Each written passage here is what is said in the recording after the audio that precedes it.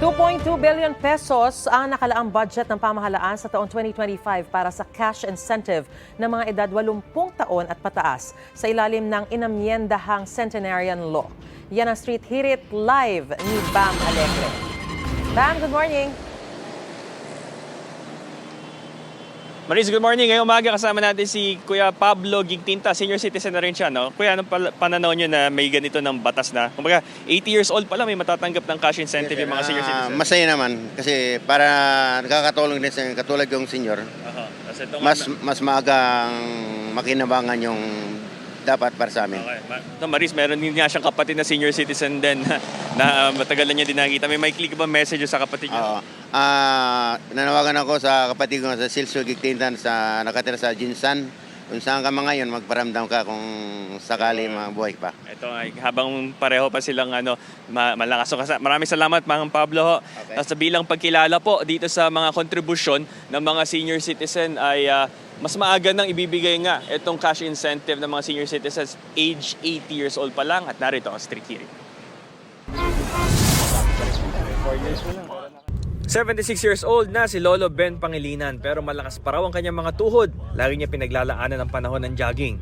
Disiplina raw ito para humaba ang buhay. Pagtapak niya ng 80 years old, magkakaroon na siya ng maagang cash gift sa tulong ng nilagdaan ni Pangulong Marcos na pag-amyenda ng Centenarian Act.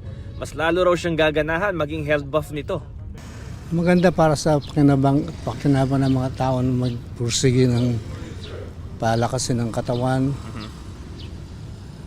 Wag abusuhin. Abay, napakalaking bagay po niyon. Maraming salamat po sa ating Pangulo kung may pagkakaloob po para sa amin yung bagay na yan. Hindi man po namin hangarin sapagkat unang-una po napakarami naman po namin nangangailangan, hindi po lamang ako. Lunes, pinirmahan na ni Pangulong Bongbong Marcos ang pag-amyenda sa Centenarian Act. Hindi na kailangang umabot ng isang siglo ang edad ng senior citizen para mapakinabangan ng cash gift mula sa pamahalaan.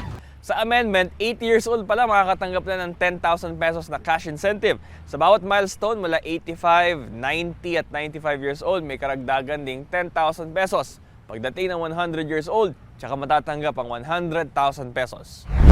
2.2 billion pesos ang nakalaang budget para rito sa taong 2025. Kailangan lang magrehistro sa Office of Senior Citizen Affairs sa lokal na pamahalaan. Bagay na inaasikaso ngayon ni Arlene Solon para sa 86-year-old niyang nanay na nasa Cebu.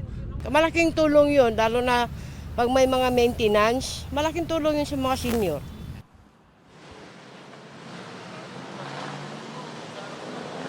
Maris, itong amendment ay ginawa para sa Republic Act 11983 at kahapon niyang pinirmahan sa Malacanang Palace. Ito ang Street Hirit mula rito sa Quezon City, Bam Alegre para sa GMA Integrated News. Mga kapuso, para una ka sa mga balita, mag-subscribe sa GMA Integrated News sa YouTube. Sa mga kapuso abroad, subaybayan niyo po kami sa GMA Pinoy TV at sa www.gmanews.tv.